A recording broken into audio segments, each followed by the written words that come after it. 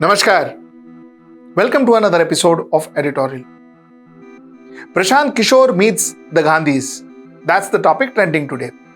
Some say Prashant Kishore met the Gandhi to talk about Punjab. Some say Prashant Kishore met Gandhis because he wants to join the Congress. Some say Prashant Kishore met Gandhis because he wants to make Sharad Pawar the president of India, so on and so forth. So we are kind of obsessed with Prashant Kishore and his meetings. Let's talk about Prashant Kishore and possibly the reason why he met the Gandhis. So that's my topic number one. My topic number two, which actually I will start with, is about Afghanistan again. You see, a lot of people, I spoke about Afghanistan 2 days back, and a lot of people wrote back to me saying that why did America leave Afghanistan in such a hurry? Why was America there in Afghanistan in the first place? Let's talk about this America and Afghanistan relationship, and let's also talk about what are our real dangers today if Taliban captures Afghanistan. Mind you, 85% of Afghanistan is already captured by Taliban. So let us understand what is the real dangers for India if that happens. That's my show today. Let's get right into the show. Let us understand one thing very, very clearly. Whether we call it rude or whether we call it selfishness or whether we call it whatever. America thinks about Americans first. I repeat, America thinks about Americans first. I would add that America thinks about Americans first and Americans last. This is the way America functions. It is about their own people. It is the benefit of their own people. America came into Afghanistan for 3 or 4 reasons. Reason number 1 was they thought that Russia, those days USSR, was trying to take control over Afghanistan, which they didn't want to. They thought USSR is trying to make Afghanistan into a communist country, which they didn't want to. Reason number 1. Reason number 2, they had a problem with Iran. They had a problem with Iraq. And Afghanistan was the right place to be in if they had to have any kind of engagement with Iran and Iraq. They had to be in Afghanistan. So it was right. The location was perfect. Third, of course, after the 26/11, yes, Osama bin Laden was supposed to be there. Finally, they found him from Pakistan. That's a different issue. But the fact is, Osama bin Laden was supposed to be there. So America had to be there. So America came there. America came there in the pretext of helping the Afghanistan government, helping the democratically elected Afghanistan government, and they launched their soldiers. They threw away the Taliban, and they helped Afghanistan become democratic once again. But their needs were over. Now they said, "Nahi yaar, we don't want to lose more people for Afghanistan. We don't want to lose our people. We don't want our boys to die in Afghanistan." So the president of America said that, "Chhod yaar, it is over. Come back and that's it. End of story. We will not lose any more blood for Afghanistan." And they pulled their troops back. Now, they didn't give a proper handover. They didn't give a proper handover. They didn't empower the local government to kind of fight the Taliban. So they didn't empower local government to fight Taliban. Their job was over, no? So they walked out. I mean, this is as simple as that. I mean, we can put the same narrative into very complicated language and all that. At the end of the day, this is what happened. This is what happened. Their job got over. They walked away. This is what United States does every time. And countries like India, we succumb to those pressures. You see, I'll tell you, we are talking about petrol today, and I've been talking about this for 2-3 years, so I'm going to repeat this. We were buying petrol, we were buying oil, crude oil from Iran. We were getting crude oil at a very good price. We were getting crude oil in Indian currency. We didn't have to pay foreign dollars. We didn't have to pay in US dollars. We could pay them in Indian currency. We were getting 60 days credit. But somewhere down the line, America got angry. When they were fighting with Iran, they said, "Tum bhi katti le lo Iran se." You also take katti with Iran, Baba. You can't buy anything from Iran. Why? Because we don't like Iran. India had to succumb to that pressure and stop our deal with Iran, stop our oil deal with Iran. Iran pleaded with us. Don't do it. हमारे बीच में क्या problem है यार? Our problem is with America, but we had to succumb under pressure. Now I understand there are diplomatic pressure. There are other reasons why. I understand. I am not kind of saying that it was a completely stupid decision or completely unthought through decision. It is a thought through decision. I am not disputing that, but this is the point that I am trying to make, is this is the way that America functions. Let's be very clear about that. So let us stop wondering, why did America come, or why did America go, or why was America there in the first place, or why did America leave them in the lurch? All these questions are irrelevant questions. Irrelevant questions. Like I said, we can put it in fantastic jargon and all, and put it in a different and create a very nice narrative, which is nice to write and nice to make a book and all that. But the reality is this. This is why America left. Okay. Now, what is our problem? You see, our problem is that Taliban is a terrorist group. We saw the way those people killed those Afghanistan soldiers, 22 people who were asked to surrender. They came with their hands up, they shot them down. We saw that. So it's not a professional army. It is a group of fanatic ruffians. I mean, for lack of a better word. Like I said, I'll put it plain. I normally don't use, I don't know jargons either, so I don't use much of jargons. But this is the fact. They're ruffians. And they behaved like a gunda, like a local dada, took and shot them. But people who were, they had surrendered to them.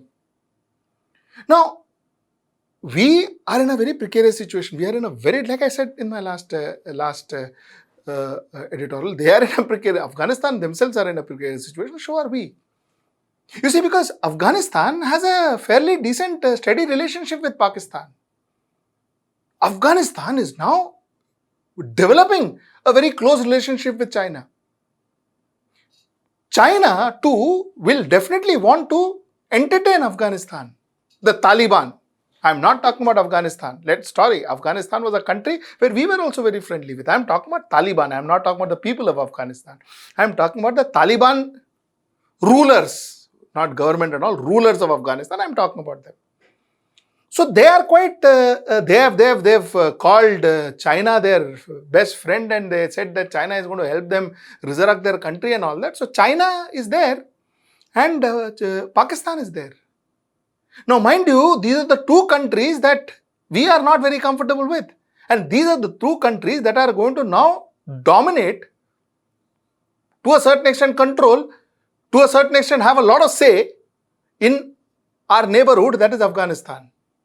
So strategically, it is a very dangerous proposition for India. It is a very dangerous proposition for India. So this is another gift that America has given us, if you go to look at it.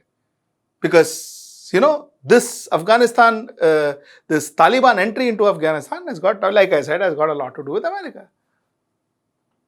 But the fact remains that somewhere down the line, India, like I said before, I repeat myself, India has to kind of work out a strategy where what I'm talking about is ridiculous. You're literally engaging with a terror group, with a fanatic religious group. But somewhere down the line, India will have to have some kind of an engagement. But the fact remains that we should also be absolutely in red alert, absolutely cautious, is because this is not a good neighbor to have, for sure.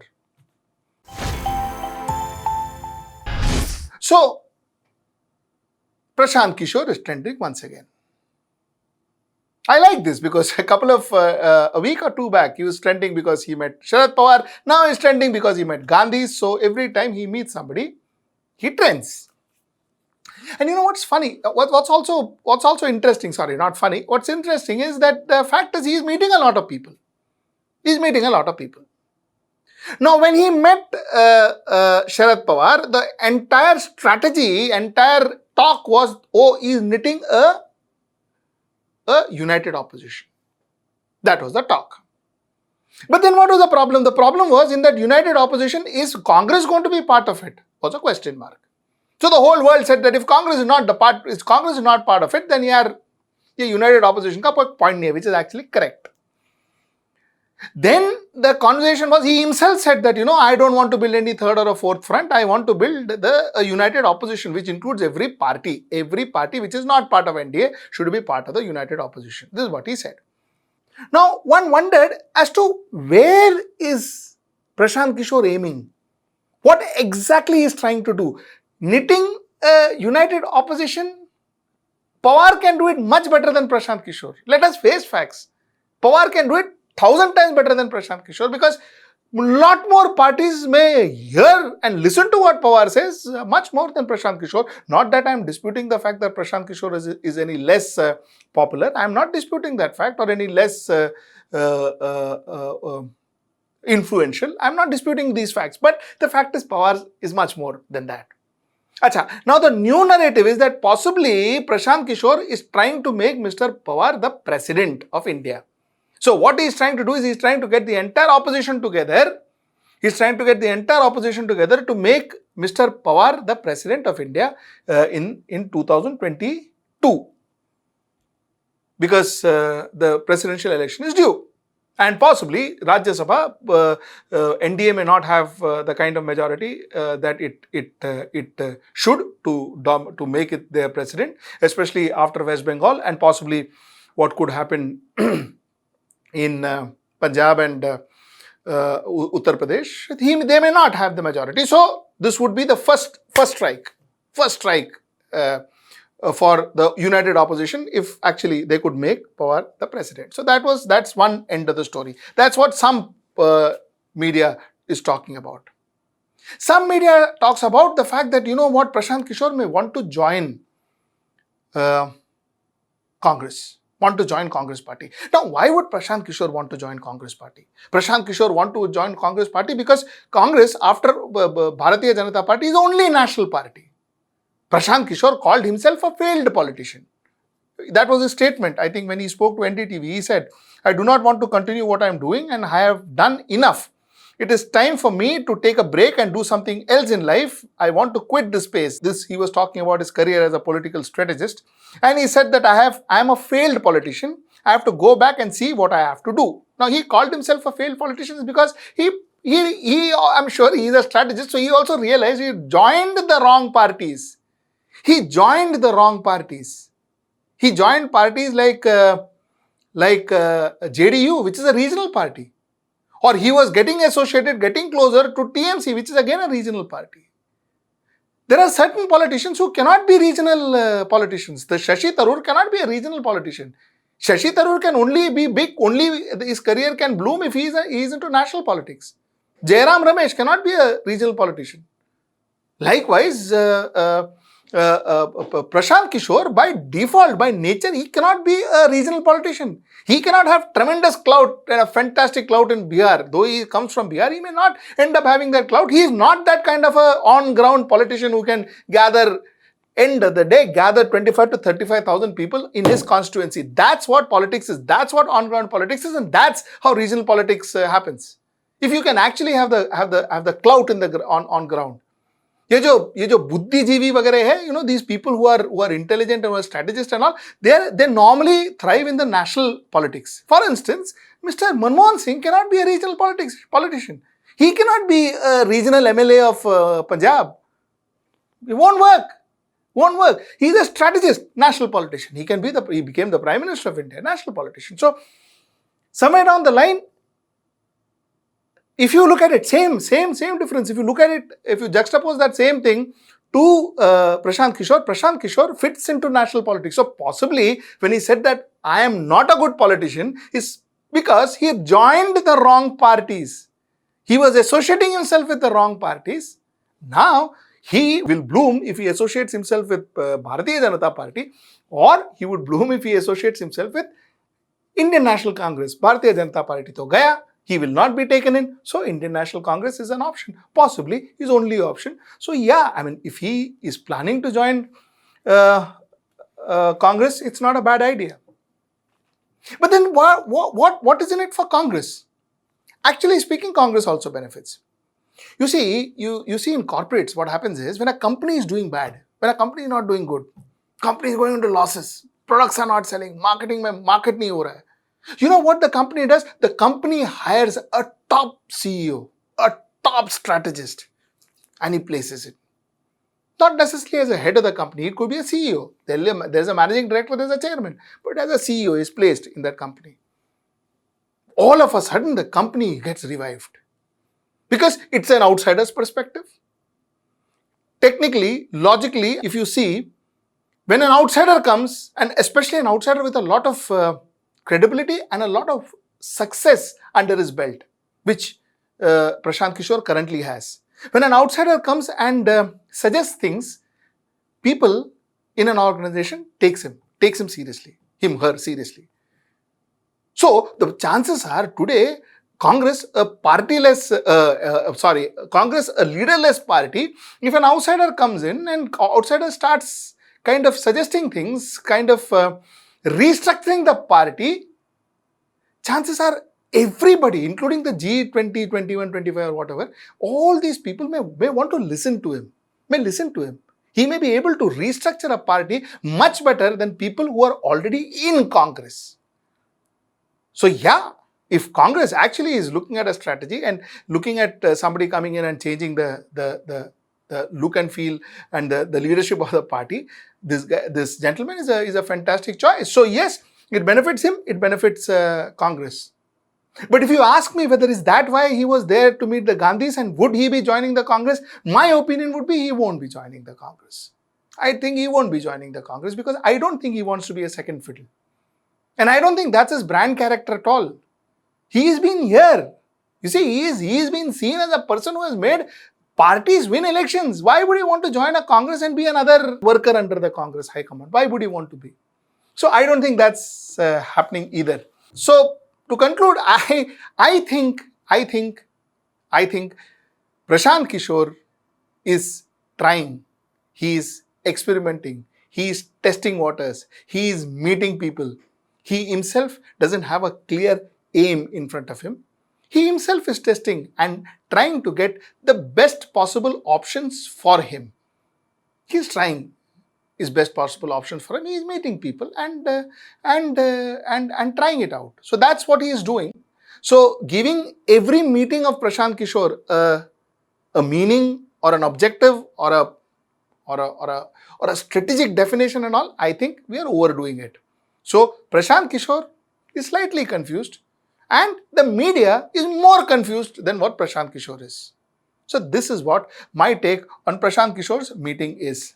That said, before I end, like I say, it is imperative for us that you subscribe to our channel because that's how we pay our bills. So please do subscribe to our channel. So join our YouTube membership program or go into our website www.hwnews.in. There are one-time subscription schemes. There are monthly subscription schemes. There are a lot of perks that we offer you. We offer you things like newsletters, weekly newsletters. We get you special programs, special editorial that I give, so on and so forth. So please do subscribe to us. It's imperative. And like I said, that keeps us going. So till we meet next time, namaskar.